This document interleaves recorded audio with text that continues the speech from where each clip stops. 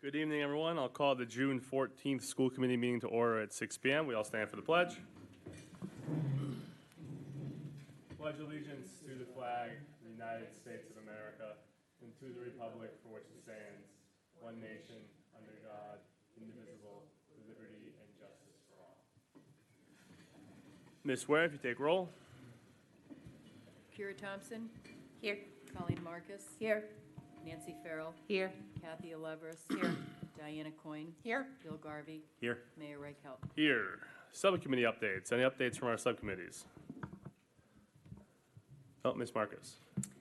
So the curriculum subcommittee met on May 17th to discuss professional development options for the adoption and implementation of the new literacy series Into Reading. And after reviewing the PD offerings from both Houghton Mifflin and the Hill for Literacy and reaching out to districts who have implemented Into Reading, it was decided that the PD offered by Hill for Literacy best aligned with the vision of the district. In addition to the PD, Hill for Literacy will support the district in developing a leadership council team to focus on the implementation of the program, as well as support elementary schools in developing and strengthening data teams. Ms. Farrell, budget? The budget subcommittee met last week. We meet on a regular basis to review budget and positions that are asked for. Last week, we had quite a lengthy discussion about positions requests, and some of them are on the agenda for today. Anyone else? Oh, Ms. Thompson? It's not a subcommittee, but That's fine. the elementary schools are doing their final band concert tonight, so I just want to say congratulations to all of them. They've been working really hard, and sorry I'm missing it. Well, we get done quick enough. Maybe you can see the end of it. Anyone else? Seeing none, we'll move on to approval open session minutes. We'll start with May. We have a motion. Ms. Farrell? Motion to approve open session minutes from May 10th, May 24th, and May 31st, 2022. Second. Motion and a second. Any discussion? Seeing none, by a show of hands, all those in favor? Opposed? Unanimous. We have a motion for June 7th. Motion to approve open session minutes from June 7th, 2022. Second. Motion and a second. Any discussion? Seeing none, by a show of hands, all those in favor? Opposed? Unanimous. Thank you. On to new business, CARE Coalition CADCA Youth Leadership Training Field Trip. We have a present? So Ananda? Ananda is here. Thank you. Come on up, Ananda. That's all right. Oh, that's fine. That's Just okay. a brief overview So- of what you all are doing. Yeah, so we have a field trip request coming forward for mid-July with some of our students heading to Florida. All right. You want to just explain a little bit more about it? Yeah, do you want me to use the mic? Is this Sure. Yeah, yeah. just for folks at home. Is that yeah. better? Okay. It looks like I'm on the set of Who Wants to Be a Millionaire or something. This is the first time I'm trying to coordinate a field trip or, student leadership trip with West Springfield. So I feel like I've asked a million questions, which has gotten everybody to be like, what's this trip about? So CADCA is the only kind of professional development leadership training that exist really within the substance use prevention field. And so what we've been doing, especially since school's been back in session, is really trying to hardcore recruit students to work with CARE to support the substance use prevention mission. So we have 4 youth reps right now. Only one just graduated, one has to work at camp, but we have 2 who want to do the training. And they both have parents that are willing to go with them, which is amazing, because not only do we then get student buy-in supporting the mission and exposing them to leadership training skills, especially with the prevention framework, but their parents are also going to be invested in it as well. So one is a teacher over at the middle school, and the other is a former, I think, principal or superintendent, I forget it, from Agawam, who's now an educational consultant. And I can't think of a better team of people that we want representing Westside and the CARE Coalition as far as furthering this mission to help reduce substance use. So what they'll do is they'd fly out on the 17th, return on the 21st, and it's basically a jam-packed agenda of like 9 to 5 trainings. They get a break in the middle. There's a bit of karaoke. There's some socializing. So it's an opportunity to network with youth from across the nation that are all interested in the same type of work. And I'd say like the biggest takeaway for them is that when they come back, I'm going to have them write a reflection paper on kind of like the highlights, the lowlights, and what they could see working back in their community as far as reducing substance use. And I mean, I don't really see any reasons why they shouldn't go, because, you know, of course, this is what I think is great. But I do think that coming off of COVID with all of the mental health struggles that youth have been experiencing, we know that there's always a risk for self-medication and stuff like that. So it just seems like it would be timely and a good time to get some of our students this access to training so that they can further this mission and help their peers make good choices around drugs and alcohol. Questions? Ms. Farrell? Just wondering how you recruit the students for this program. For the, well, what we did is I reached out to the administrative team over at the high school because we were looking for what's called student representatives for the CARE Coalition. So we have 12 sectors on our steering committee. So we always have somebody from the school, somebody from media, religious or fraternal entities, law enforcement, all that sort of stuff. And obviously we can't do mission-driven substance use prevention for youth without youth representation. So a lot of times what's required through our grant is one student rep, but we had 8 students presented to us. And so of those 8, we asked who wanted to do this type of work, and we had 4 come forward. And so I met with the committee and I said, would you like these 4 to serve? We usually just have 1, and they're like, the more the merrier. So the criteria that we did were just students that seemed to be engaged students.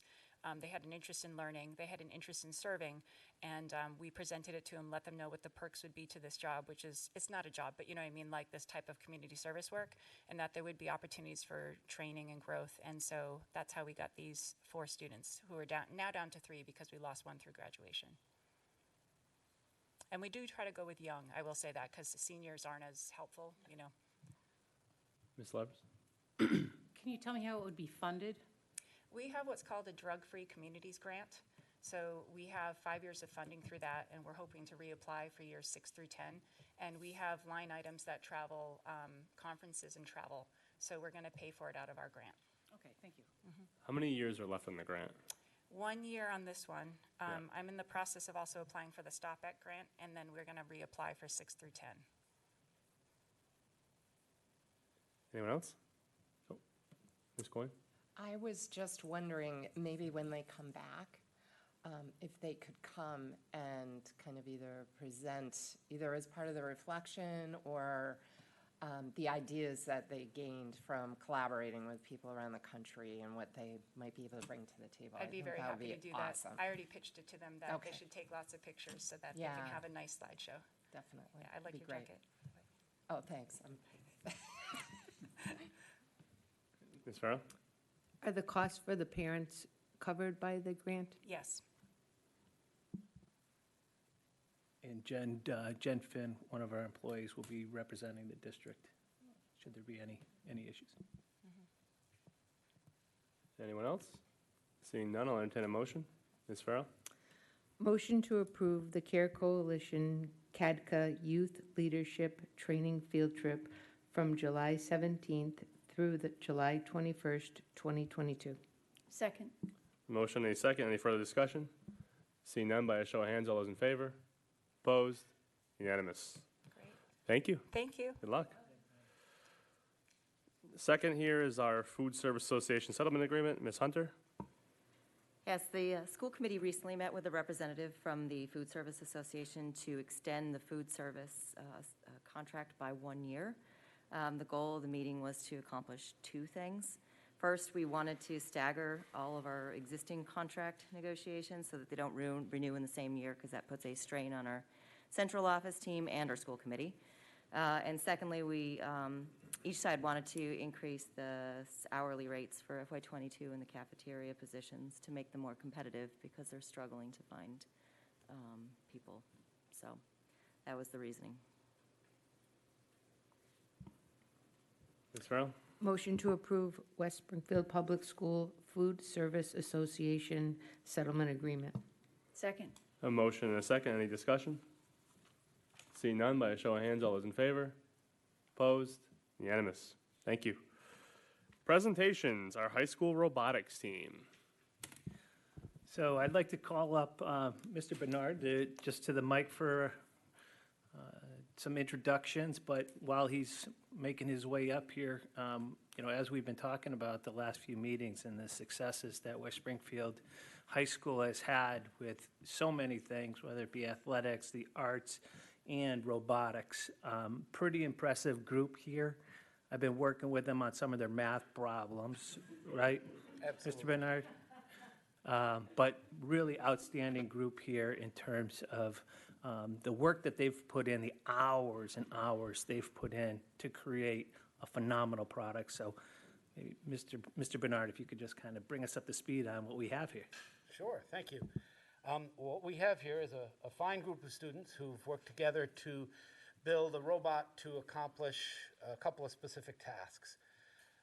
Each year in January, the international organization FIRST, for the inspiration and recognition of science and technology, issues a challenge to robotics teams around the world to build a robot that can play a certain game. Not like Parcheesi, but a little more dynamic than that. So this year, one of the aspects of the game was climbing. And so we've built a replica of the climbing rig that exists in the game field so that we can show you how our robot climbs.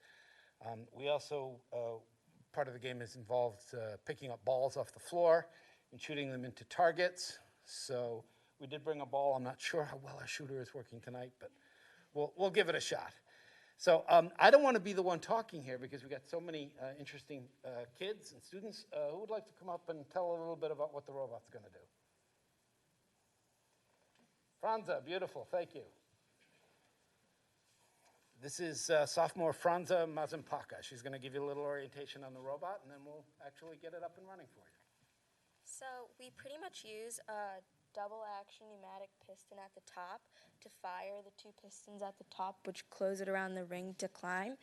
And to shoot, we use sort of two wheels that kind of rotate the ball in, and then we spin up the bigger wheel at the top, which fires it. And we use Mechnum drive as our mode of transportation. That is it. Yeah. I got to see it in action to understand. You guys got all that, right? Told me. Is the ball like dodgeball and somebody gets hit with it? We try to avoid that. Why don't you guys get it set up? And I'll talk a little bit more about this. So this was a very interesting year for Team 1027, the West Springfield High School robotics team. It's been in existence since 2003. Due to unprecedented times with COVID, we actually lost all of our skilled students. They graduated, moved on. So it was an impressive feat to have all of these freshmen on this team and not only place in the top 8 at the first competition, get into the quarterfinals, go to the second competition, get into the quarterfinals, qualify for the New England Regional District event, go all the way to the finals in that one. So we were one of the top teams in New England, and this is out of hundreds and hundreds of teams. So it's just a testament to how hard these students work. And they hit the ground running. They had to learn how to do all the mathematics and physics behind building this robot. They needed to learn how to fabricate, to draw up the robot, to wire it, code it, test it. Something breaks, fix it. And they did all of that this year. So an incredible job by all of these students this year.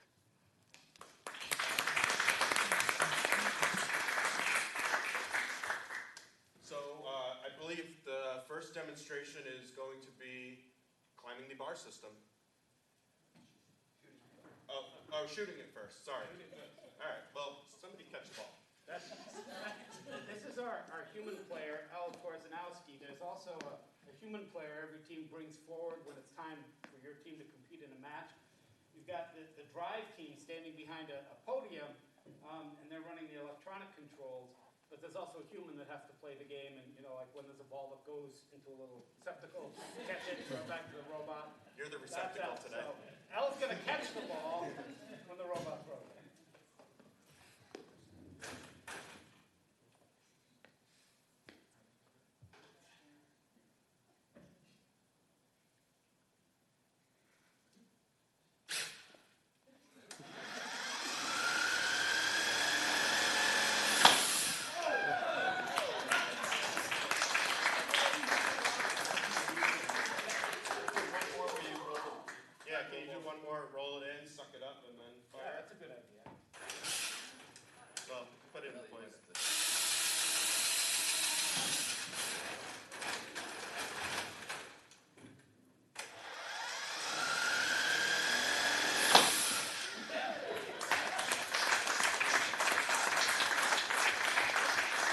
So if you noticed, Anthony, can you demonstrate, can you bring the robot towards me?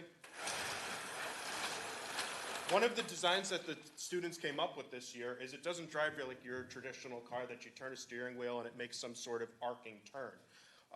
We designed this robot to be super maneuverable.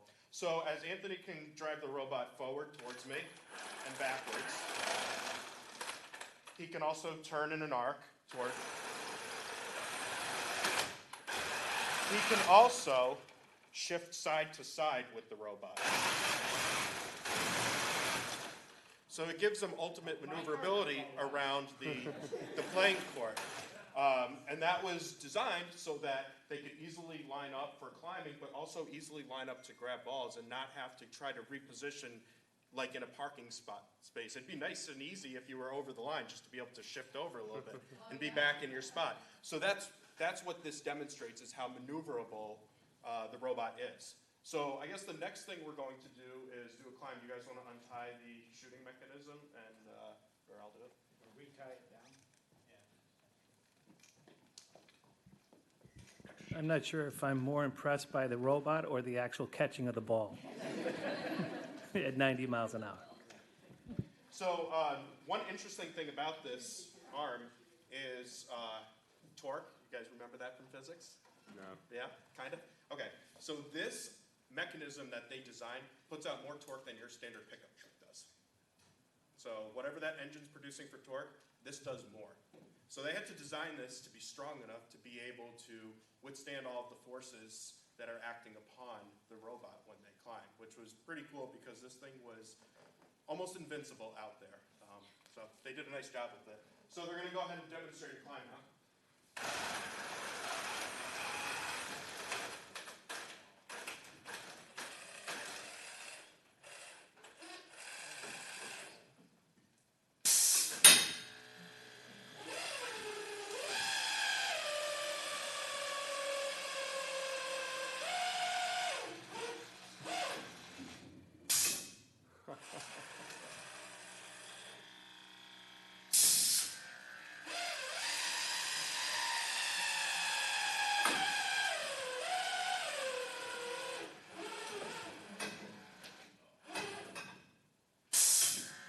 And that would score us the maximum amount of points in a competition.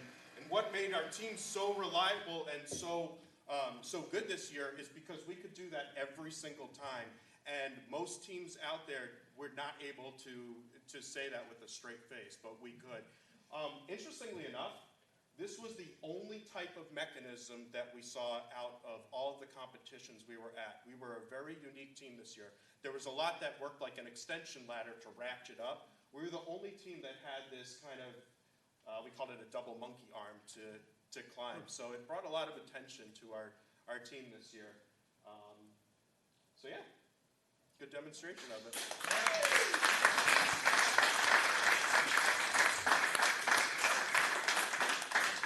If I may, I'd like to introduce the people. Yeah, thank you.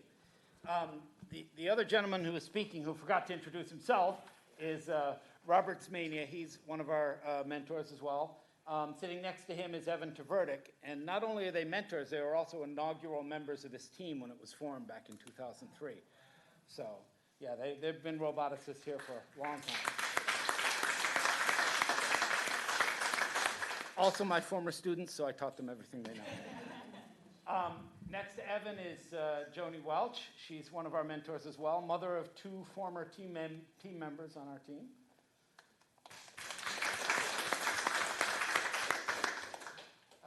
Behind Rob is Tommy Welch. Behind him is the catcher, Korzenowski. And in the very back row is Franza. You met her earlier as well. Oh, yes, I won't forget this time. Thank you. You're welcome. Sitting down over here, Nikisha Reyes-Martinez. Another one of our mentors, Mark Littlejohn. You'll hear that name again in a minute. Anthony Pierce is our driver. Next to him is Derek Fountain. He's a code meister who makes all the computer programming that makes this work. And on fire, as we say, is Lucas Littlejohn. Next to him is Caden Landry, David Barkman, Jamela Miner signature wrenches. They're sort of our mascots. And last but certainly not least is Gina Sorunja.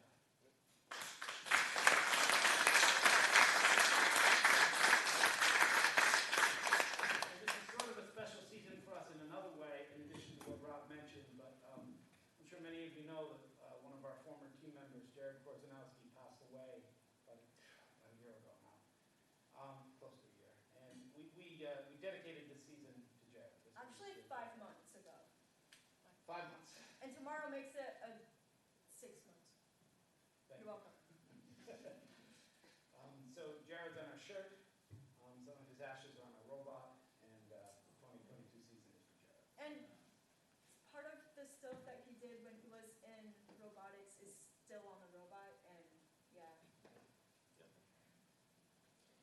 Thank you very much for the opportunity to come in.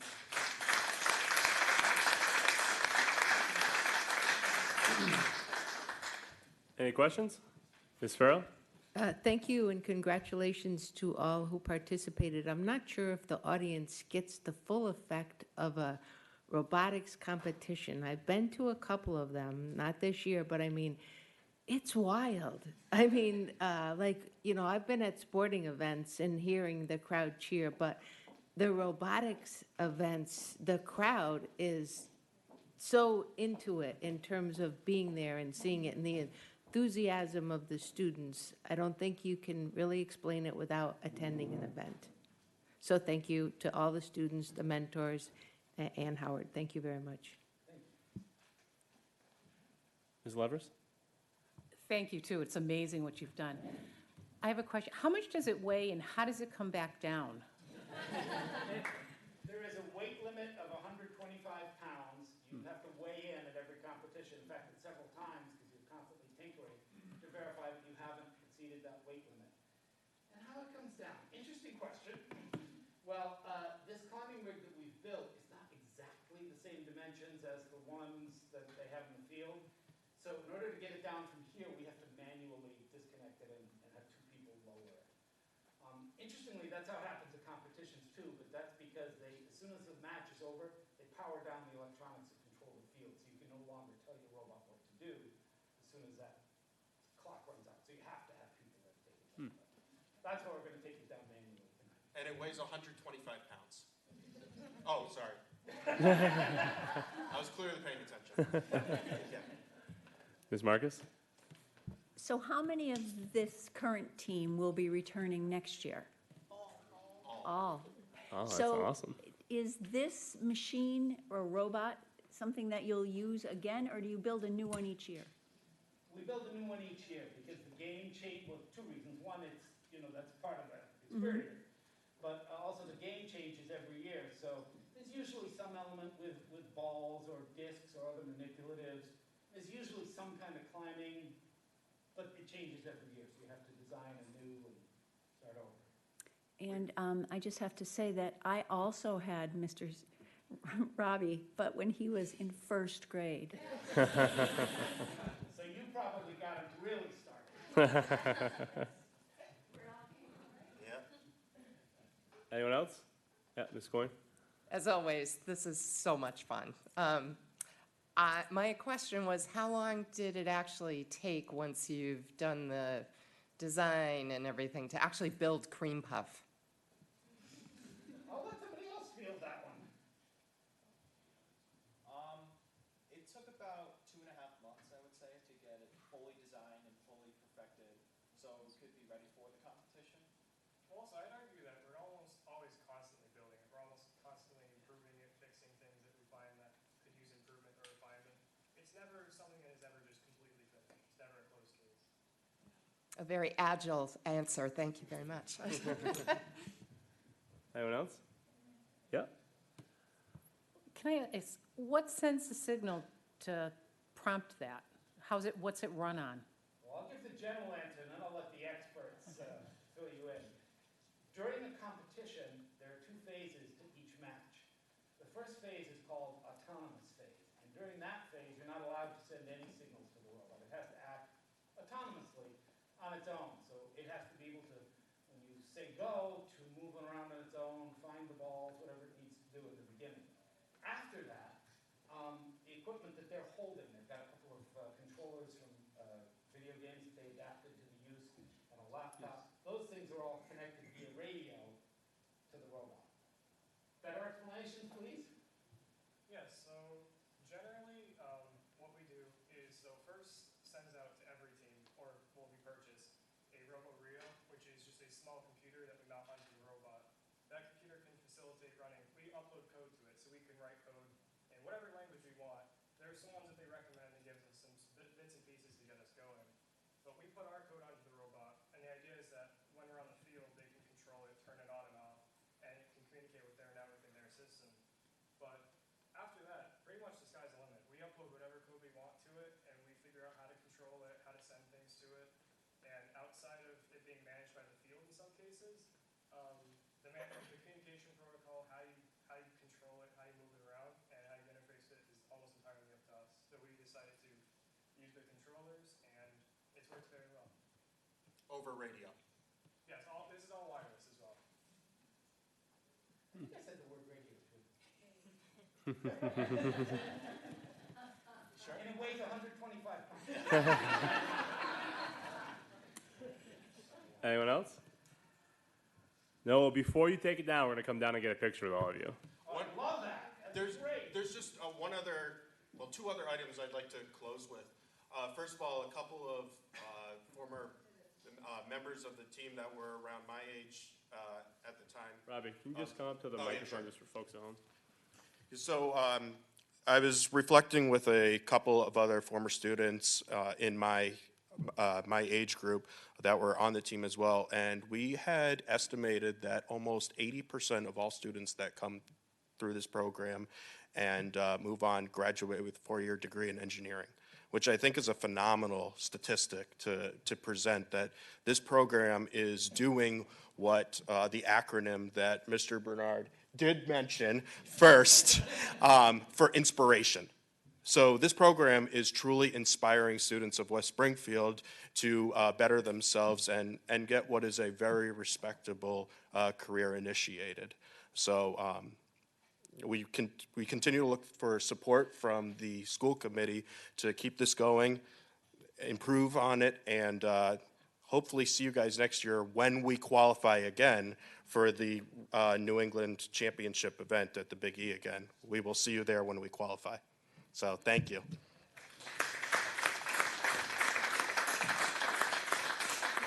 be clear, Rob wasn't throwing shade that nobody came this year. No. They weren't allowed expecting. Yes.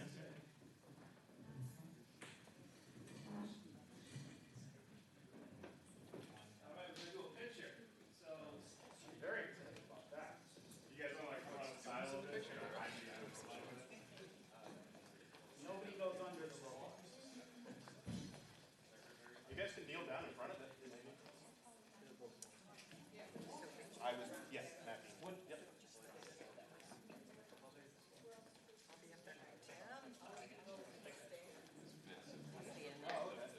You want me in the set? Will you send it to me? I'm going to take a leadership role, which I usually have to call other people into doing when I get out. Come on, everybody. What? Just us? Yes. Come on, you youthful people. Everybody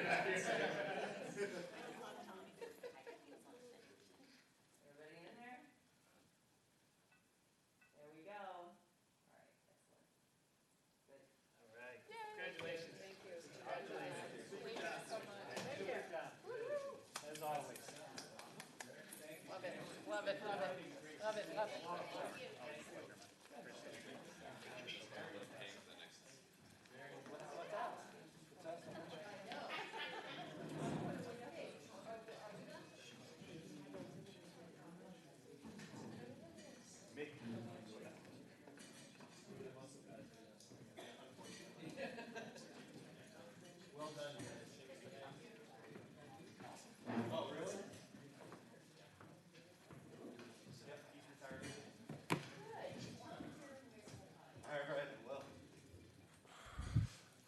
All right, again, thank you to our robotics team. Our next presentation is from Mittenegg School.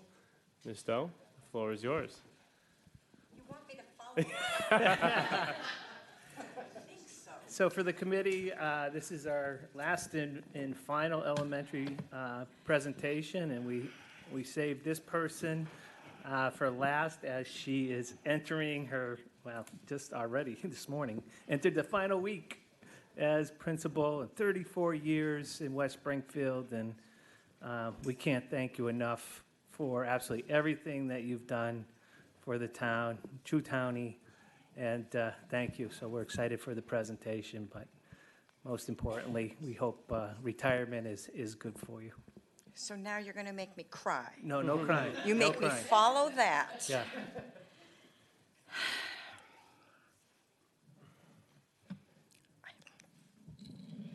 Can't kind of see through that.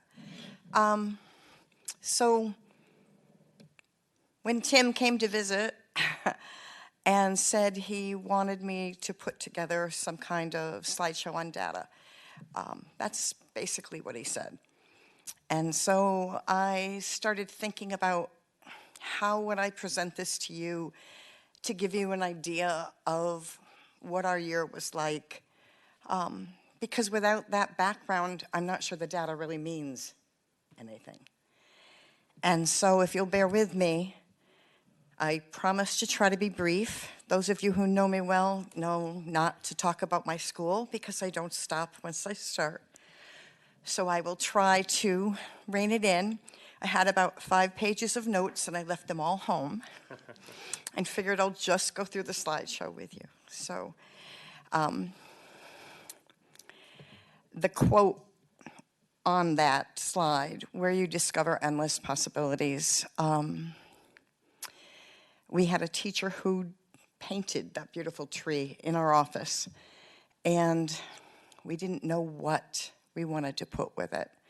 And actually, it's wonderful that Sue is here with me now because Sue and I were sharing a book, of course, something for her first graders going in, and that phrase popped out, and it was the perfect praise to add to that tree. And the sentiment is that's what we want for our students, is to discover who they are and become the best they can be. So.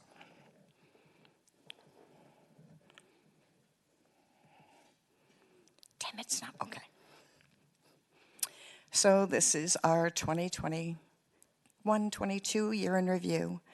That quote, if you believe, if you practice and press on, you will do amazing things. That was our guiding quote, if you will, for the year this year. We had students from all different situations from the past 2 years, and so we decided that a growth mindset was going to be the way to approach all of them and to help them to realize that you have to believe it yourself. We can't do that for you. We can help you get to that, but you've got to believe that you can do it. And it takes practice and hard work, and so they did. Neil, Dr. Guile called us together in August, I believe, to talk about the acceleration roadmap and the plan that the state had laid out for us that we would follow. And each school had a team, and the 3 pieces are up there, and they'll show on the next slide, which is a warm, welcoming environment, ongoing assessment, and strong, meaningful instruction. And they laid out their plan in 4 phases that took you through the year, kind of at the steps that you would follow. And as a school, we used our curriculum days and staff meetings and things to meet and to follow these action steps as best we could. So, warm, welcoming environment. Those of you that know me well know that I believe nothing can happen without this. And so those little words all around and phrases are some of the things that we focused on this year to enhance and make sure that our children felt a part of things. These are our new rules: be safe, be responsible, be kind, and always let Mitten Egg School be the change. That hashtag Mitten Egg Pride is what we have used for the last year or so. Again, trying to build that belief in themselves and that we're proud of everything that we do.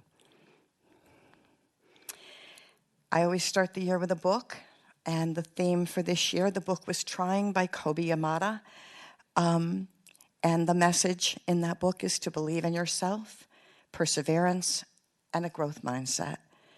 The things that are up there, that was what we decided as a staff. We came together to how can we help our students? What are those steps that we need, those things that we need to teach them to be able to get there?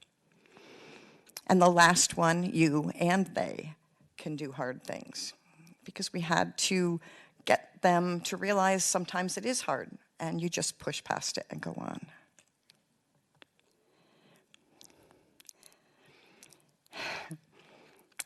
People know me more than I think when it comes to quotes. I found out this weekend, but I do use quotes a lot with my staff, with my students, with my parents. And these are just some of the quotes that kind of guided us through the year. You'll see some of them as we go through this PowerPoint.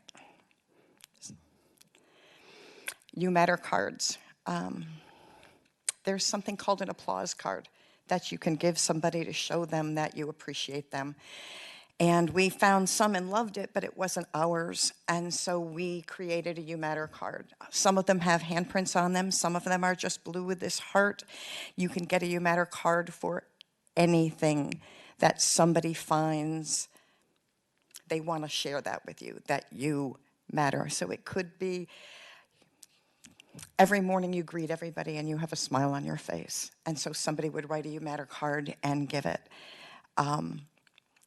It's kind of infectious in the building right now. The kids are giving them to me. We're all giving them to each other. But they've really bought into it, and they're extremely proud when they get a You Matter card or when they give a You Matter card.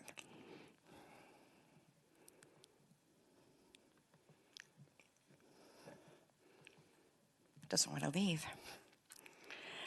These are handprints. These aren't new in our school, but for the past couple of years, we weren't able to do them because we weren't in school.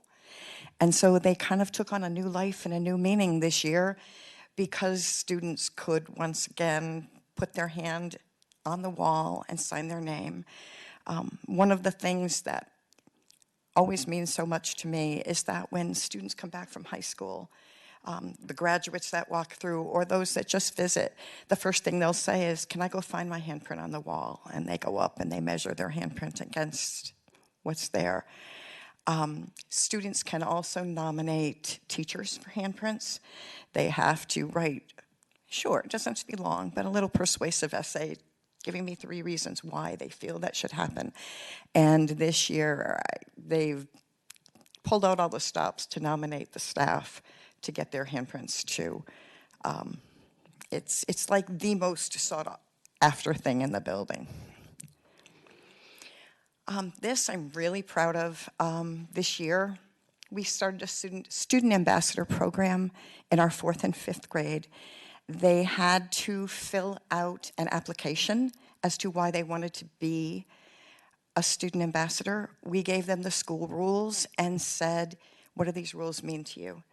If you're going to be an ambassador, what are the things you want people to know about it? They go in, the white piece up there is just the letter that goes home with them.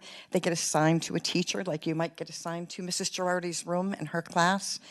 And they go in before school, after school. They help the kids put things away in their backpacks. They read with them like buddy readers. They go out and help at different recess and playground times. They sew rows. I told them I wasn't going to tell them lockstep what they were going to do. They had to take the initiative, talk to the teacher, because each class is going to be a little different. They might want different things. So the only thing I told them, you are responsible to learn every child's name in that room. If you're going to be in that room, you need to know, look them in the eye and call them by name, which they did.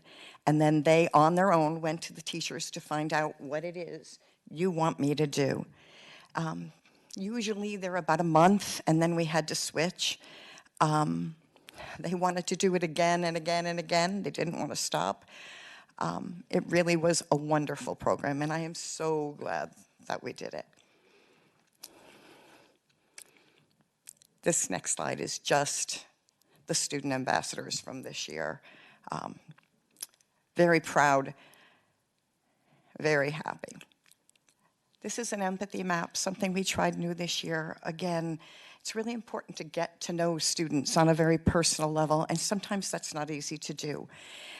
So we actually did this with staff, and then they came up with the different pieces that are in here. We used a different one, and then it was kind of on me to figure out how can we do this. So we actually made a slideshow for every class and a different slide for every student. And then the students filled this out, and it's like a living document. They can change it at different times. It can go on with them for the next year. But it was really interesting to see what they wrote. It was probably halfway through the year when we actually got to do this with the students. And actually the student ambassadors helped the younger students fill these out. They typed it in for them. But we got a lot of information from a very simple little tool. So again, it was something that really helped us on our quest. Ongoing assessment. This is probably the point Tim really wanted when he called me in here. But in order to move forward, you may have to stumble along the way, but every falter in your stride just makes your next step even stronger. That's what we try to talk to our students about. Nobody's going to be perfect. Nobody's going to get everything right, but we try. And sometimes we learn really important things when we make mistakes, and that's how we get better at them. And so that was kind of the message that we tried to send throughout this. So this was part of actually the acceleration roadmap. The teachers got together and came up with those pieces, formative and summative pieces of assessments that we do faithfully in the building all the time. And kind of kept track and made sure that we were, on track with them. We have a data dialogue in my building where the teachers meet with interventionists, the counselor, the nurse, and they're not always the same, and they're not always driven by, here's your little agenda and this is what you're doing. What happens is need. So assessments happen. So that at that time, that's our focus, and that's what we do. But the next time, it might be SEL things. The counselor might want to meet with the teachers because. So we keep it as flexible as we can so that we can kind of get the most bang for our buck. Every group meets for about 45 minutes, and they meet just as grade levels with those people, one time a week. It's a very valuable thing. This was a protocol that I found that we tried, and it was actually very good, but it's quite lengthy. And what we found is oftentimes if you take a piece or two and just focus on those, you get a lot more information than trying to go lockstep through the whole thing. But it was a good piece of information and a good way to help us look at data a little differently. One of the things that sometimes we get in a rut when we look at the same assessments over and over again. So sometimes a protocol like this gives you a different lens as to how to look at the information in front of you. Literacy. Big part of our school, of every school. Writing and reading. Always a focus. We write every day in all content areas. It's one of those things that I believe very strongly in, and my teachers really work with the students. And when we looked at the past couple of years, one of the things they found the most difficult to do remotely was to work on writing. And so that became a strong focus for us this year to see if we could kind of build that foundation back up to make gains that we needed to do. So this is our iReady growth. This one is just mid-year, but it was pretty cool that we had 57 of students that tested over 100% growth by the mid-year piece of that. And these are just the numbers from that. So this is our overall placement in reading. The next couple of slides will break that down for you a little bit more.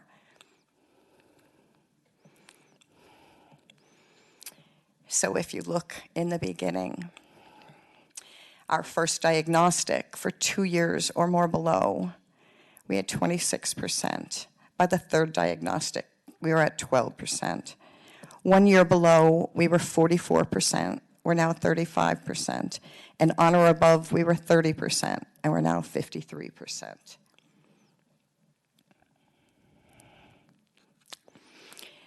The next few slides are just snapshots of the BAS reading test. That gray line towards the bottom is the expectation when they enter the grade level, and then the thicker black line at the top is the expectation when they leave the grade level. The orange square on all of these slides, that's where the students started when they came in. So each one of those is an individual student, and the growth is measured in the steps that they go up. It shows you how many were below grade level at that point and how many have gone past it. We were really pleased with how hard the students work and how much growth that they were able to make within that time. That was our first grade. This is our second grade. I'm going to show you there's one little orange square right here. That's a little guy who's in the classroom right outside my office. And he works and works and works and works. And he made the most growth of anybody, not only in second grade, but in the other grades, and the amount of levels that he changed this year. I actually called him in to show him this on a slide so he could see the progress that he made. This is grade 3. One of the things, if you look at these slides, is that the students who were not in school, the younger students, had a larger amount of growth to make at that point. We certainly still have students that we had to really pull up, but as you go through the grades, it gets less and less as you go. This is our 4th grade. We had 2 outliers on that one that the graph wouldn't resize, so we couldn't put it in here. And although they're down below the baseline, they both made good progress this year as well. And this is our 5th grade. So again, they made some nice progress throughout, and that's the BAS. Interactive writing, again, writing was a real focus, always is a focus for us, but especially now.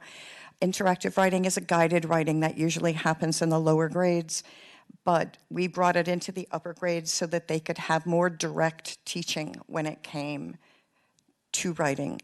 And it takes on a different look. Actually, Dr. Perrone came to our school and saw some of these mentor text lessons in action this year. We took these mentor texts, all relate to that book, Trying. They all have that same kind of message in them. And in the lower grades, they might write interactively with the teacher on a whiteboard, but in the upper grades, students work together in pairs. And it ends up becoming peer editing because they work together, read each other's writing, try to put it together. So there's a lot of back and forth with it, and their writing grows. It's been great. The next couple of slides I won't belabor, but these are pieces of interactive writing and other pieces of writing from the different grade levels that we've done. This is a sample from 3rd grade. There's one of the pictures is missing, this one. But it is a biography research project, and it showed, there it is. It showed, those are 3 different levels of students, so just to give you an idea of what it might look like in there. That's wonderful writing for a 3rd grade, and Mrs. Bartolucci who is pretty wonderful herself. These are going to go too fast, but these are letters actually to you and to the other elementary principals from the student ambassadors. So they took on persuasive writing, and they would like to convince other people to do a student ambassador program. And they wrote wonderful things, like how they would show respect to students, how they worked with students. This last one talked about it was the best thing in her life, and she thinks now she might want to be a teacher.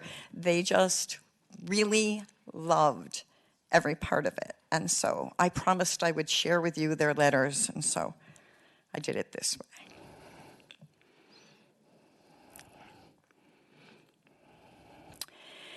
Book tasting. Tim actually got to come to my school in between. He actually didn't see it in action. He saw the setup. We took our cafeteria and took the tables down, put tablecloths on them, and placemats, candles, electric ones, flowers, and books, books and books and books. Teachers chose genres as the way to do it. We always go big for Read Across America Day, and we had a no visitor thing in our building because of everything that had happened. So it was challenging trying to figure out what do we do without having visitors come in.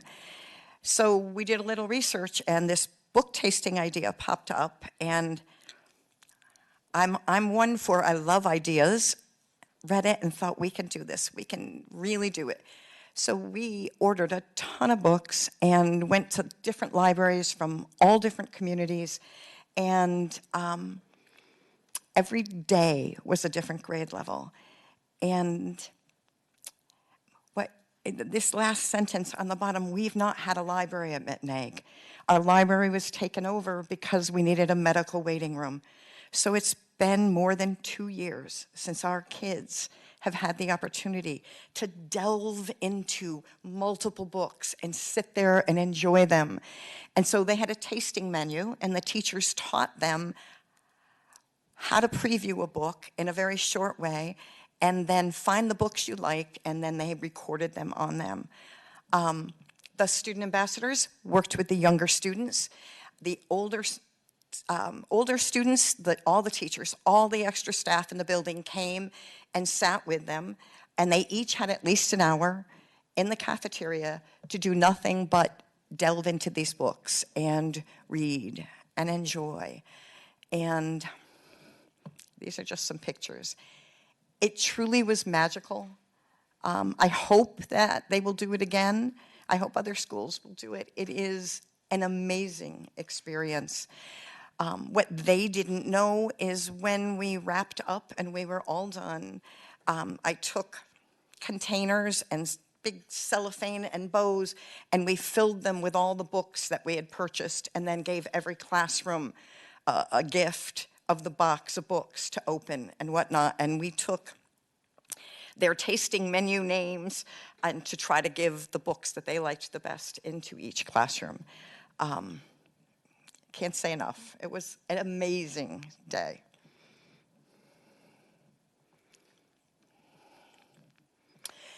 Math. This year, my staff is probably breathing a sigh of relief that I'm leaving.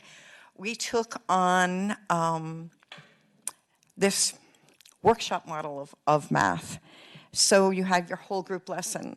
And I did not come up with this, we found this online, but MATH, M was meet with the teacher, and then A is like at your seat practice, T is the technology piece, and H is the hands-on piece. With iReady, and then later on Reflex, it was perfect to fit that in with the technology piece. Doing this gave the teacher the ability to meet with small groups, to do remediation, to do enrichment, all different things. That is sometimes really hard to do. It worked really well with our first and second grade classes. Our third grade classes really attempted it, and by the end of the year, really got into it. Was much harder with the upper grades. They needed more whole group time with the lessons as they were planned. And so they didn't have as much time. And what we tried to say is you don't have to do this as written, morph it, make it work for you.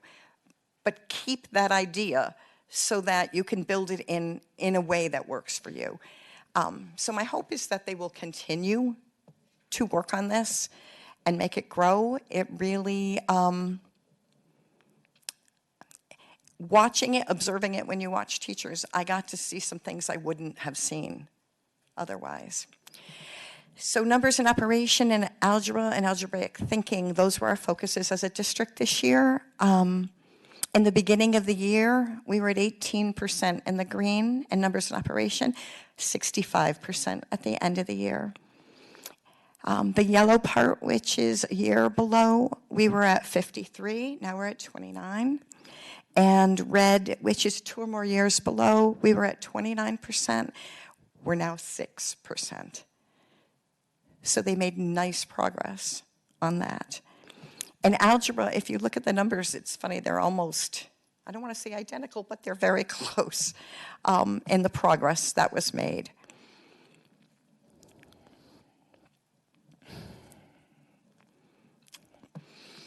And this is just our diagnostic 1, the fainter piece. And this is our diagnostic 3. And as much as I would love that red to go away, I'm really happy that it's diminished as much as it is. And the green has a nice long line now. We were working very hard. And these are by domains. Ironically, geometry always ends up being kind of a stumbling block for us. It is taught at the end of the year. So I don't know, maybe finding other ways. We had some ideas for next year about how to bring it in earlier in the year on an ongoing basis to see if we can get it in there somewhere. And growth, that was our focus. So 2 or more below, 33 to 9. This is our overall 1 year below, 53 to 31, and on or above, 14 to 59. So 114 students out of 162 tested above expected growth at mid-year. 54 of those students tested over 100% growth. And a few students tested over 2 years growth. We had one little guy in 3rd grade who tested his growth percentile was like 273. And he was somebody that needed to grow a long way.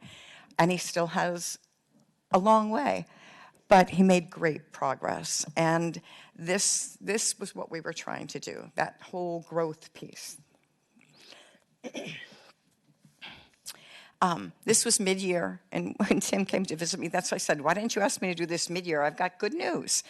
But 1/3 of our school already reached their end-of-the-year goal by the mid-year piece. And that's the growth goal that they give. It's not grade level. It's that personalized goal that iReady sets up for each of the student and the amount of growth that they're supposed to get. At the end of the year, 65% of the school made their expected growth total, their typical growth average, and our average was 117%.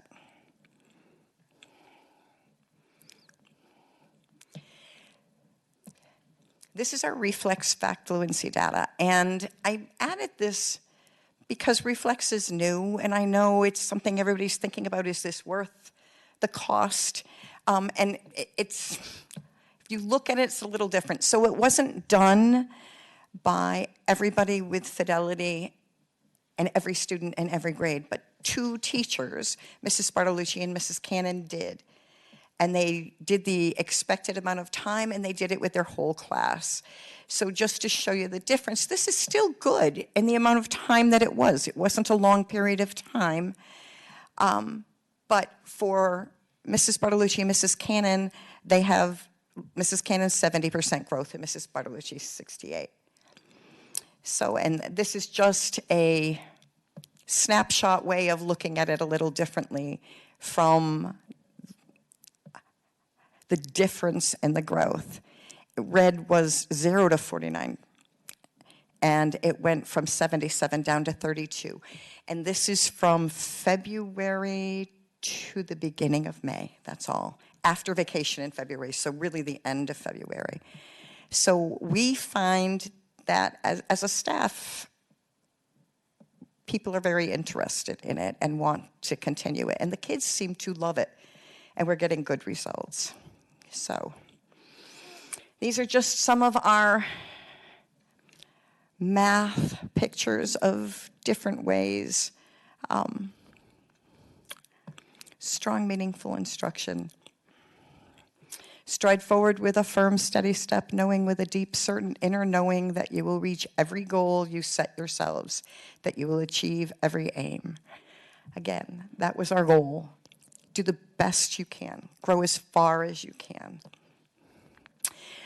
The state gave us these 7 strategies as good teaching practices. These are things you should do. I was going to click, but I'm not going to. What we did as a staff in one of our opening meetings is had them take each one of these strategies and then as groups come up with how they saw that in the classroom. And they were mixed groups, mixed grade levels, specialists, from reading specialists to UA specialists. And it was kind of eye-opening to see the things that they had and lots of similarities across what they would do. Just good teaching practices. And this, again, was part of the acceleration roadmap. One of the things you had to do was come up with your list, your school's list of best practices and the things that you feel are important to include in your teaching all the time.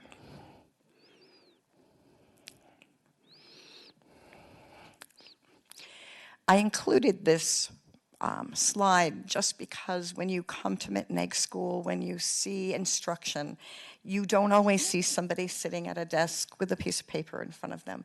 Certainly is one of the things that you will see, but it certainly is not most of what you will see. We do a lot of cooperative learning. There's a lot of hands-on. There's a lot of STEM. We learn outdoors as well as indoors. We work together, we grow together, and hopefully what you see are a lot of smiles on the faces of the students. It's hard work, and they're doing lots of good learning, but lots of different ways. Almost done, I promise. Character words.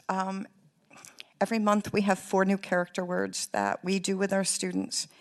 Each grade, each class goes through those words, talks about them, puts them up, and tries to get the kids to live those words. We can always learn and get better at what we do. The very best thing you can do for the whole world is make the most of yourself. A solid message to send them. Just be the best you can be. So at the end of the month, some classes vote, some teachers nominate. It's done differently, but the students get a character award. It says the words for the month, and then there's a paragraph about that student and how they exemplified those words. And they get a You Matter bracelet, a Be the Change bracelet for their sleeve.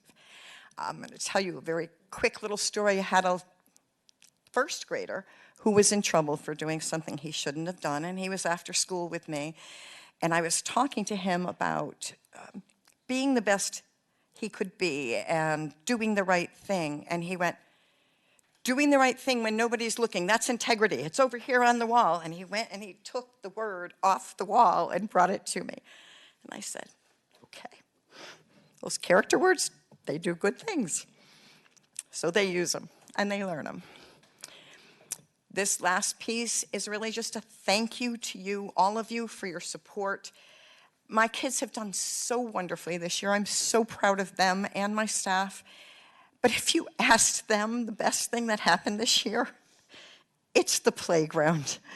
And my school has people there every day after school and every weekend. And they are just loving it and so appreciative of it, and they know they couldn't have gotten it without your support. So we had Mr. Garvey and the mayor and Mr. Connor come to school the day we tested it, and let the kids go on it for the very first time. Our PE teacher took them through and showed them how to do it safely, and they had a blast, and they haven't stopped. If you want to build upper body strength, that's the playground to go to. That's the focus when it's there, but it meant a lot, and thank you. And this last quote is just from Kobe Yamada's book, Trying. When you make it safe to fail, you make it safe to succeed. I don't love the word fail, but I love what this means, because in order to get better, we have to fall down as well as get up. And so it's a really important thing. So I don't know if that's what you wanted, Tim, but that's what you got. Thank you. Thank you very much. Questions, Ms. Farrell? I just wanted to thank you, Diane. It was a wonderful presentation on Mittenegg School to see so many things going on. Congratulations on your retirement. You will be missed, and I guess we can recruit you for school committee so that you might that's need something to true. do in the future. Excellent point, Nancy. Thank you. Anyone else? Ms. Marcus? Well, I just want to say, well, Diane and I taught together. We were principals together, so school committee may be a good next step. That makes sense. Yeah. I thank you all. I'm not there yet with, yes. The elections aren't until next year, don't worry. It's that Winnie the Pooh quote, you know, how lucky am I to have something that's so hard to leave? That's how I truly feel. I do something I love every day, and I have my whole career. I couldn't ask anything more. Of my kids, that's what I want for them. My personal kids, but my kids in my building too. I want them to find something they love to do and go for it. And that's what it's all about. So I thank you always for your support. I couldn't have asked for more supportive school board, superintendent, central office, everyone. I thank you. Staff.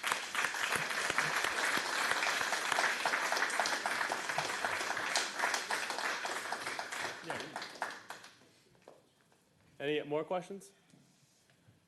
Ms. I Coyne? was just going to say thank you as well. I know we have not yet met, but the empathy, the leadership, it just exudes. And the leadership that I think we'll see from the kids that were under your tutelage will be amazing. And I actually hope and I expect that some of them may join the robotics team as they move along as well, seeing some of those data points. So, but thank you, and best wishes. And I do hope you'll run and join us. Any more questions? Seeing that we have a quick certificate for you, Diane, and a picture, and then we're going to take a quick break so the robotics team can take the robot down. I'm sure they don't want to hang out with us for the next hour or so.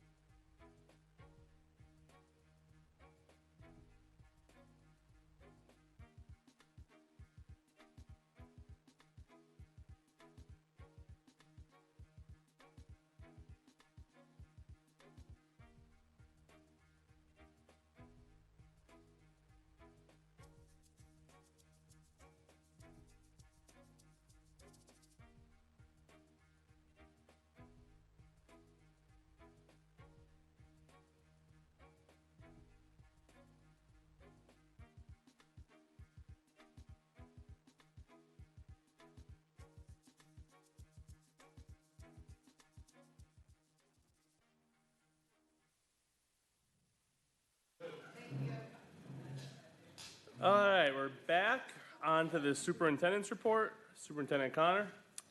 Thank you, Mayor. Just a couple things on the agenda for me. We're going to start off by recognizing our retirees for this year. We are doing a walk on Friday to the ones that are still currently working and finishing up next week. But just wanted to just quickly go down the list. We had 27 retirees from the beginning of this year. So obviously Diane Doe, 34 years in. Mike Nazada, 5 years. Andrea Saragusa, 5 years. Melanie Mitchell, 11 years. Linda Oymet,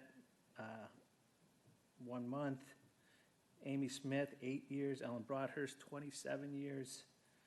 Teresa Rivers, 11 years. Monica Dana, 30 years. Kathleen Trombley, 26 years. Lynn Mangini, 23 years. Darcy Leducer, 19 years. Barbara Clark, 6 years. Lynn Nault, 12 years. Barbara Loma, 27 years. Marcia Abbey, 43 years. Yep. Bonnie Coxclany, 29 years. Svetlana, 12 years. Karen Gone Blake, 6 years. Penny Betzel, 3 years. Diane Brown, 25 years. Paul Murray, 5 years. David Powell, 9 years. Rachel Lapine, 22 years. Lynn Cassidy, 13 years. Sandra Fletcher, 30 years. And Karen D. Clemente, 22 years. So, yeah, absolutely. So we have a lot of talent, a lot of dedication that's walking out the door very shortly, and the next wave of educators will be coming in to hopefully fill those shoes. The next item that I have is the personnel report, which is in your packet. Sure. So when I looked at the personnel report, I think that there's one name missing from the list of resignations, and that's your name, Tim, Superintendent Connor. Tonight is our last televised meeting with you, and I wanted to publicly thank you for the work that you have done in West Springfield. From teacher, vice principal, director of curriculum and instruction and assessment, and now superintendent. Due to the pandemic, I can only imagine how hard the last 2.5 years have been. I remember a school committee meeting about a year ago when Dr. Giles and Dr. Perrone were presenting information on the acceleration roadmap to the school committee. I think I was chairing the meeting in the mayor's absence. They mentioned how so many of the elements in the roadmap were similar to the district's improvement plan developed in West Springfield under your guidance. I believe that I made a joke that evening that you might want to go to work for DESE. And you assured me that would not happen. All kidding aside, I wish you success and happiness in your new position. Westside will miss you. One more thing that I wanted to say is, my mother was always a very superstitious person and always told me that things happened in threes. So you went to West Springfield High School, you left and came back. You went to Wilbraham, you left and came back. You're leaving now, so I'm hoping the third thing happens again and you come back. So good luck in your new position. Thank you. And again, thank you. Some might say that's a bad penny, right? That keeps returning. You guys know how I feel about you in the town. Obviously, not an easy decision by any means, but this town is in such great hands, and the direction is such in the right place. You see it with the kids that come in. You hear it from the principals. We're on the right track, and we're seeing good progress, and that's going to just continue. So thank you for all your support, especially the last 2.5 years, which was a little bit of a grind. Thank you. All right. Didn't need that one, Nancy. Coburn walkthrough. So we had the final walkthrough on June 3rd through the old Coburn, and it was an absolute success. It was great to be there for it. We had current students right up to Mr. Lathrop, so Lathrop Street. So and any age in between, and so it was fantastic. It was great to listen to all the stories that people had, whether they went as an elementary student there or whether they're there as junior high students. So a lot of conversations about Mrs. Marcus and your office and different handprints there. But I did want to say that handprint thing is huge. A majority of the people who came back to see their handprint on the walls, and so it was great. Mr. Lathrop's was not on the walls, but no, but what a great gentleman. Yes, yeah. And that's why we're getting a new school. Don't tell these guys we're going to be putting handprints on there. All right, so and the last one was graduation back at the Coliseum, which was fantastic. We will make some announcements going forward on air horns for sure. We're going to get rid of, I don't know how we do it, but the air horns, we gotta tame that down a little bit. But what a great class, what a great senior class, what a successful senior class. Very proud. And there'll be ones that we look at, and I'm sure in the future, we're just going to continue to see success with these kids. They're an amazing group. So, Mayor, that's all I have. Any questions for the superintendent? Seeing none, Assistant Superintendent's report, school building projects, Coburn Memorial. Good evening, everyone, and gentlemen, sorry we invited you for this evening's school committee meeting. There was quite a lot to see. I'm sure you enjoyed seeing some of our future engineers that might be joining your firms later on in life. But our desire tonight was to bring the design team and the construction team and our OPM together to talk about the progress at the new building. There was some concern about a month ago. We were really concerned about the supply chain and the delivery of coils for the air handlers and the transformer. Now those things have come in, and we're pretty excited that we're moving forward. But I know that Mr. Murphy from NV5, and he's our OPM, wanted to bring everybody together to have an opportunity to speak to the school committee tonight. So we have David Fontaine Sr., David Fontaine Jr., and Stan Chalka from Fontaine Brothers. We have Jesse Saylor and Craig DeJong from our design team, and Tom from NV5, he's our OPM. And Doug's sitting off to the side, as he is wont to do.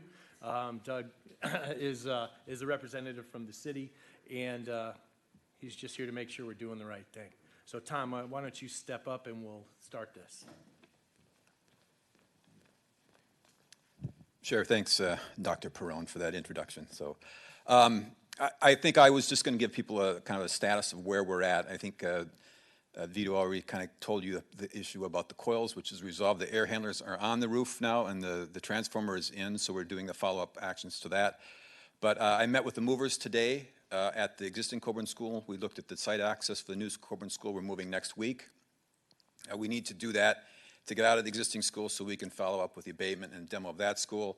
The next step in the process is what we call a substantial completion, where it's all the components of the building are complete to what they're intended for. Then we go FF&E. We've got a lot of furniture that we've ordered that's separate from the contractor's work. That will arrive in the end of July. Basically, substantial completion is July 22nd, I believe. Furniture will arrive the end of July till final completion, which is August 26th. And then we have the final. During that substantial completion to final completion, all the engineers will be checking out the systems, making sure the testing and balancing is correct. We'll be dealing with the code officials, making sure that everything is checked off and that we get the final approval on substantial completion. So as Vito said, we're here to answer any questions. We've got the whole team here to answer any questions you might have.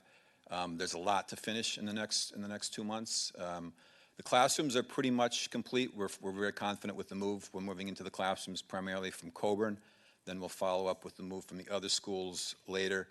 Then we have to do about a week disposal of items. We're doing the salvage from Coburn School, where some of the items are going to other schools. And then we have a disposal of all the items left over. There's an auction, I think, of anything that is of value. and then final the disposal before we turn the building over to the contractors, which is scheduled right now for, I think, July 5th. So we've got an intense week coming up here at the existing Coburn School, and then a lot of things to coordinate in the new Coburn School before we get to the substantial completion on July 22nd. But there's just a lot going on in the next month, but everybody's working together to kind of keep their eyes focused on that end goal. Supply chain issues, I mean, Fontaine could maybe speak to those. We don't know of any right now. You kind of never know when you're looking for something if it's a week out longer than you thought it would be. And we're kind of at the point where a week out might affect the schedule. So I think as we were talking to Vito, we got the coils issue resolved, but we're at the point now where it's really tight. So anything could crop up that could cause a problem, and we just deal with that problem and get the thing as soon as we can and move on. So that's kind of where we're at now in the project. So, but the schedule is we're still on schedule. We're meeting substantial completion on July 22nd and meeting final completion on August 26th, I believe. So. Ms. Marcus? This is probably a supply question, but it's not the building itself, it's some of the furnishings. I actually ran into the cafeteria manager last week who said they were packing up a lot of their equipment and pots and pans, I don't know, the big bowls and all that. My assumption is that we will be getting all new stuff for the new school. So are we packing that stuff up so that just in case stuff doesn't come in, or? No, I think this what we call smallware. So the kitchen, the new kitchen is completely outfit with all the equipment in it. And then we've got a package of what we call smallwares that we bought with the FF&E funds. I think other schools and other town have spoken for most of the kitchen stuff left behind. So they could be packing it up for other people. We have a tagging system basically on everything in the school, and I think Vito probably knows this well. So most of that stuff has already arrived then? It hasn't arrived.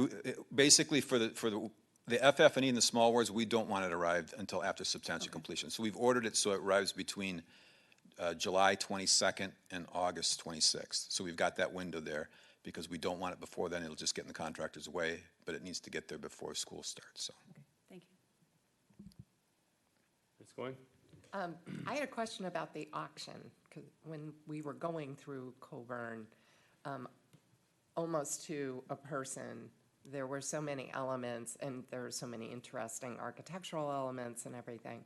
So many people were interested in pieces of that old building. Is that auction going to be public, or is it just salvage? No, so the auction is just the furnishings too. It's not the pieces of the building itself. So early on in the project, we did what we call a salvage during design of what we could salvage from the building, and we have that list that the contractor's salvaging before they do the abatement and demo. So we've got that list, but the auction is just for furnishings that nobody speaks for of another town school or a town department that an auctioneer might think is of value. There might be desks or filing cabinets or something like that will be auctioned off. That's too bad. If we weren't on such a tight schedule, it might be something we could consider, but if we hold it up, then we're not going to have parking. Yeah, again, I think we really want, part of the push on this schedule is we need to get the existing Coburn down so that we can do the site work and get the parking in and still get the final completion by the date. So. Ms. Levers? Can you tell us what the new timeline is for the abatement demo? Generally, it's 4 weeks for abatement and 4 weeks for demo. I think, I don't know if any of the Fontaine can add any detail to that.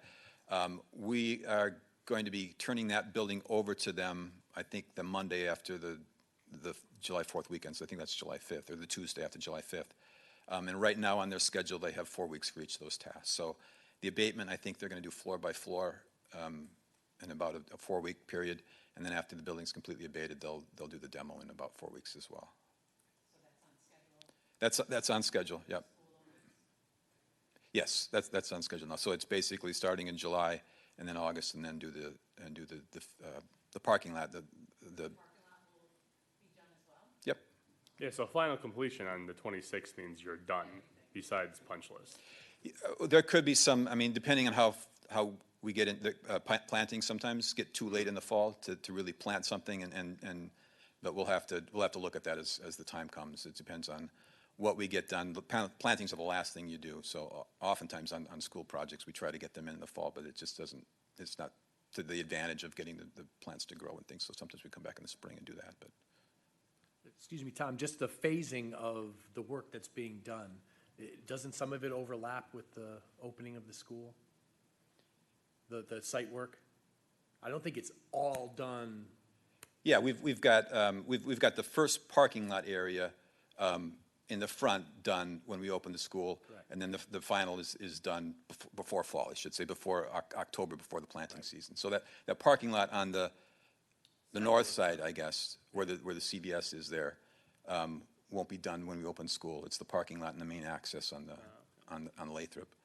But again, we're working towards a fall finish, basically. The two key elements that we're looking at to finish are the paving and the plantings, and then punch lists and things. Basically, we could be back in spring to do as I think Vito mentioned, punch lists and those kind of things. But we know that we're trying to get the site work done in that fall period for I don't know. Stan, you might know the actual date of the final for the site work for phase 4. Well, you've been saying it's accurate in terms of the north parking lot coming in the fall and the west parking lot coming in before school.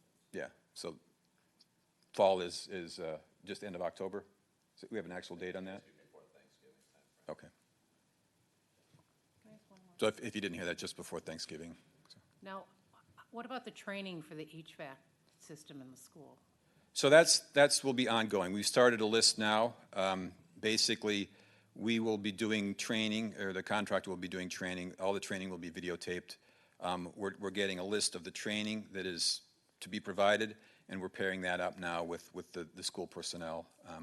A lot of times, it's unfortunate, but at the time that you're doing this training is also the time that the schools are getting very busy, and sometimes the custodial staff are busy opening up schools. So we want to marry the list of the training with the list of the right people. So the central maintenance people will be invited to every training, but they will kind of pick and choose, and then there will be school people that will do some of the training.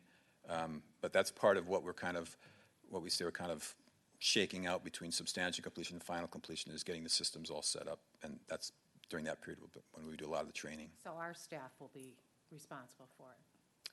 Your staff, at the end of the period, yeah, but every staff, we offer training to whoever wants to do it. So we'll work with central maintenance and the school staff to figure out who needs to be at what training session. Okay, thank you. And they've been all involved throughout design to make sure it worked with the rest of the town, too.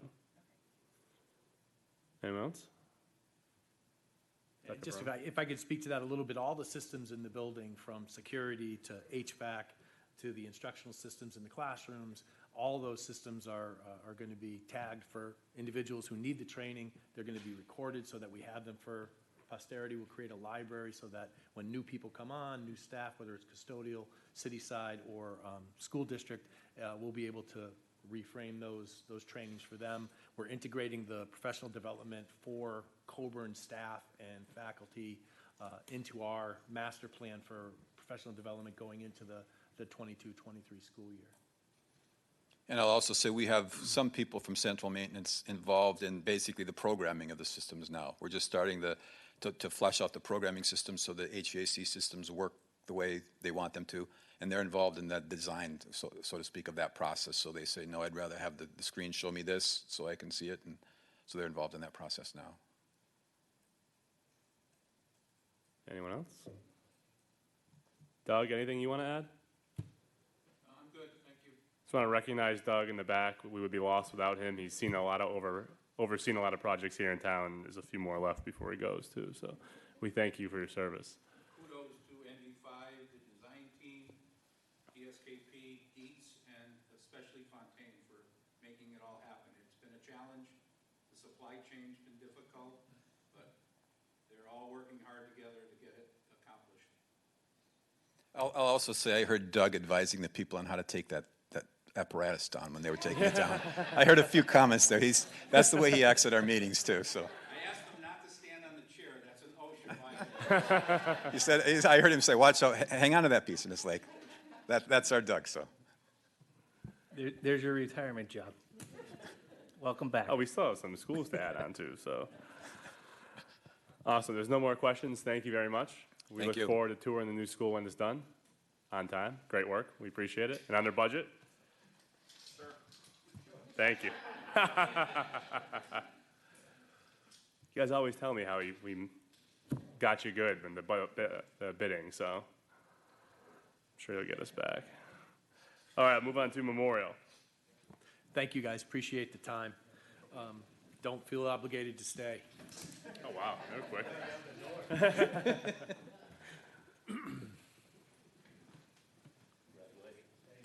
Thank you.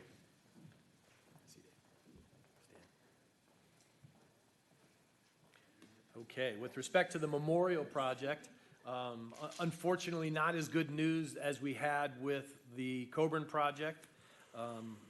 We, from the beginning, Doug and Tim, myself, the mayor, and everybody that's been involved, Donna at the school, have recognized the tight schedule that we set for a 23 school year opening with the specific plan of moving 100 students to that building.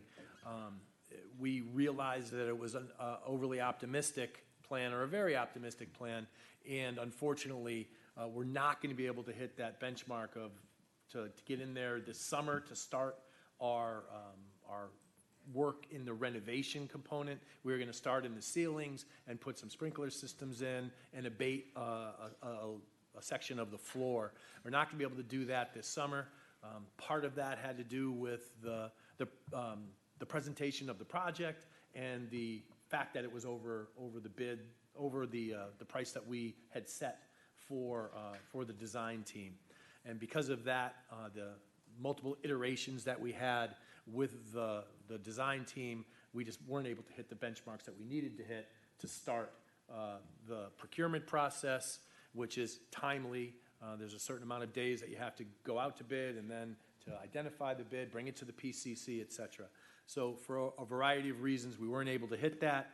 We had a very good meeting with Doug and the design team, and we recognized that to do justice to the school, the project, and the students, we needed to push back the date where we wanted to move students in to the new part of the building and to have the renovation completed in time for occupation, because there's a lot of infrastructure that needs to happen in the building with respect to the gym, the cafeteria, et cetera.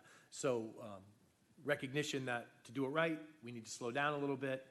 So we did, and we are going to go back to the PCC on the 5th, I believe, of July, and the design team is going to do a presentation that shows a reformatted product that's much under the original price and closer to the amount that we set for them.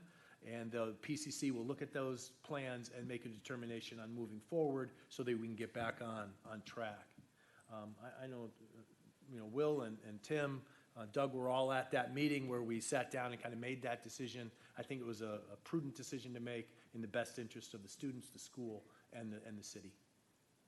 I agree, definitely from the feeling I got was that August the 23 would be rushed. And we're already behind because we're losing this summer, and no work's going to happen this summer. So I don't want to. I told our designers, I don't want to go down this road and tell the PCC that it's going to be done on August 23, and then in 6 months when we're getting ready to go out to bid, say, if these things don't happen, it's not going to work. I'd rather be up front now. And we had talked about it's either August 23 or August 24. It's not going to be September or October of 23 because then we're going to move kids really midstream from one school to another, and that's obviously going to get some pushback. We'd rather be up front with them of where they're going to start in September or in August.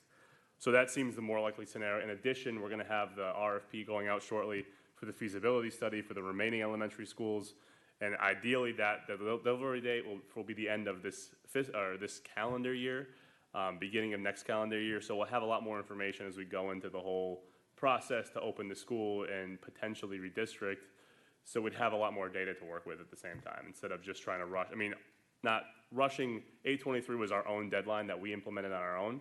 So moving, it's not like Coburn where it's got to be done. One school's got to come down, other one's got to open. This will be something that if it doesn't meet it, we can just continue on to the next school year. So 8/24 is more realistic, so that when it does open, we're ready to make those moves that we need to make. And I think it's probably good to understand that one of the things we agreed upon as a team is that we always wanted this project to be a distraction only and never a disruption for the education and the instruction in the school. So once we kind of talked about that and said, yeah, that's where we're going to go, it made a whole lot of sense, as the mayor said, to put the brakes on a little bit and be more mindful of the timeline for August of '24 opening. Questions? Seeing none, thank you. Move on to business manager's report. Kim, you got Yes. 5 things for us? So the first item is the COVID recovery nurse. There's a request to extend the position of the COVID recovery nurse, which was formerly called the COVID support nurse, for an additional year. And the position will provide needed support to current district nursing staff to catch up with screenings and will be funded by the ESSER grant for the school year 22-23. Ms. Farrell? Motion to extend the position of COVID recovery nurse, originally COVID support nurse, for an additional year to be funded by the ESSER grant for the school year 22-23. And the budget subcommittee, all of these items voted unanimous affirmative. Second. Motion and a second. Any discussion? Seeing none, by a show of hands, all those in favor? Opposed? Unanimous. Item B. Next item is the certified occupational therapy assistant. Request to consolidate 3 currently vacant paraprofessional positions to cover the cost of 1 additional certified occupational therapy assistant, beginning in school year 22-23. Ms. Farrell? Motion to consolidate 3 currently vacant paraprofessional positions to cover the cost of 1 additional certified occupational therapist assistant beginning in the school year 22-23. Second. Any discussion? Seeing none, by a show of hands, all those in favor? Opposed? Unanimous. Item C. So this is the acceptance of funds. There's a link to show you all of the list of revolving funds and grants that we've taken in since January. So the request is to approve fiscal year 2022 grant and revolving funds received as of June 3rd, 2022, in the amount of $9,823,247. Ms. Farrell? Motion to approve FY22 grant and revolving funds as of June 3rd, 2022, in the amount of $9,823,247. Second. Motion and a second. Any discussion? Seeing none, by a show of hands, all those in favor? Opposed? Unanimous. Item D. There's a link as well in your agenda to the Federal Internal Controls Manual, and that's a living document that's available for anyone for review. It's basically for all of our federal grants. It's guidance for how people can spend funds. And the request is to approve this Federal Internal Controls Manual as it is included. A motion, Ms. Farrell? Motion to approve the Federal Internal Controls Manual, and the manual was attached. Have a second? Second. Any discussion? Seeing none, by a show of hands, all those in favor? Opposed? Unanimous. Item D, or E. Yeah, so this is the one that Nancy's going to read, the length of it. It's our end-of-year expenditure transfer motion that allows us to, I can move funds that if there's money available on the general fund to cover costs that we've spent on something like school choice, we can move it back to the general fund and preserve school choice funding. And not turn back any free cash? Depends, yes. You don't have Ms. to Farrell? vote. Move that the business manager shall do a final transfer of expenditures from the FY22 school choice revolving accounts to the FY22 general funds in the dollar amount that will balance the FY22 total expenditures to the total amount that was budgeted for the school department budget. In addition to the school choice revolving funds, expenditures from other school department revolving funds, such as the athletic revolving fund and the sped tuition revolving fund, may also be transferred to the general fund. The actual revolving account expenditures amount to be transferred will be determined once all general fund final expenditures have been determined. The exact expenditures to be transferred will be determined by the business manager and will be reported to the school committee by September 30th, 2022. Second. Motion and a second, any discussion?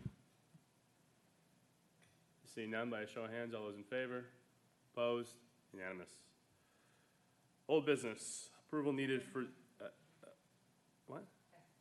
There was one more that Oh, it's not on my agenda. I just realized is not on the agenda. Oh, it's, It's on her, as I'm looking at the, it's on here, it's not on the agenda. It's just the acceptance of the actual FY '23 budget. We can postpone it if you want. We can have it on the next school committee. what is it on but not on? It's on her business manager reports, everybody saw it. But it's not on the agenda? Yeah. It's not on the agenda. I did only A through E.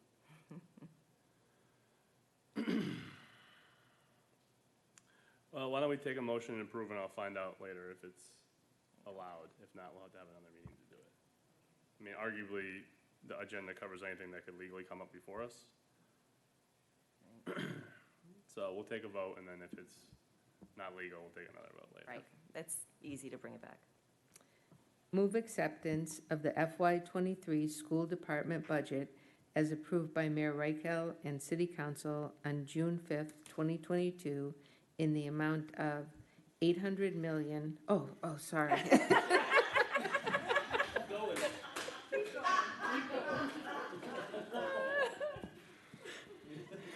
I just saw the mayor's hair turn gray. Do it You again, know, Nancy. this committee, I think, is what's putting all the grays in my hair. You look like Bill before you know it. $48,838,302. Second. Any discussion? Seeing none, by a show of hands, all those in favor? Opposed? Unanimous. Anything else that's not on the agenda, Karen? Just want to double check. Old business, approval of the superintendent search brochure. Everyone saw a copy of the amended version with the changes made?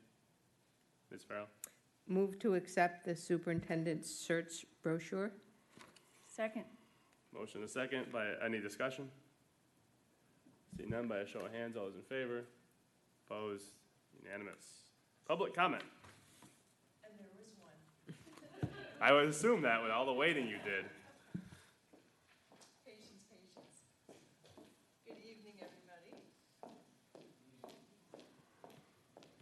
All right. Congratulations, Tim, on you moving on, where you will be missed. Good evening. My name is Kristen Debian, and I'm on Woodbrook Terrace here in West Springfield. A couple things came up during the school year. I love at Mittenig here, believe in yourself. I've been in healthcare for over 25 years, and I am with the whole mental, physical, and emotional health of our children. I have 3 children, 2 in high school and 1 in 8th grade.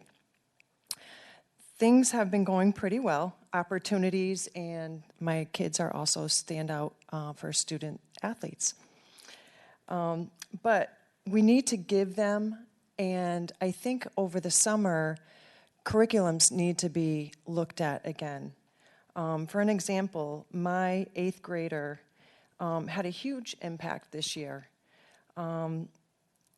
Great opportunities. She went to do the Amazing Shake, where she won, and it was a fantastic experience down in Atlanta, Georgia, that we hopefully will get some monies for next year, because we paid out of the pocket for that one. But great opportunity. But what happened as part of the health class curriculum, In turn 1 and 2, the health teacher told children when discussing addictions where to cut, how to hide cutting, and quotes of cutters on the board. Oral, anal, and vaginal sex was discussed when having relationships, along with the teacher stating to the children that they will have multiple sex partners. Also, a non-rated high school movie clip was shown on teenagers making out, undressing each other, and getting ready to have sex. I know tough topics have to be discussed. However, my questions are to you.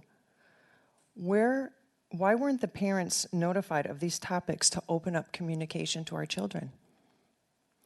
Why wasn't there a gold standard of what is healthy mentally, physically, emotionally, and promoting empowerment to our students and the ability just to say no? Who approved this curriculum? A note did go home for term 3 after I voiced my concerns, but this was a falsification on what was going on, only addressing STIs in the classroom. Being, again, in the healthcare field for 25 years and promoting health and wellness to adults, children of all ages, the class curriculum for the health class, especially for the 8th grade, needs to be looked at and have an overhaul. It's extremely challenging also, too, during this age for the children because they're going through different adjustments. The boys and girls bathroom now, during the day, what they do is they put a sign that everybody can go in one girl's bathroom. And it says one person only. But my daughter was in there, and she had another person come in, and she says, I'm in here, I'm occupying the bathroom, and a boy crawled underneath her stall to try to unlock the door while she's in the bathroom. Very traumatic for her coming home.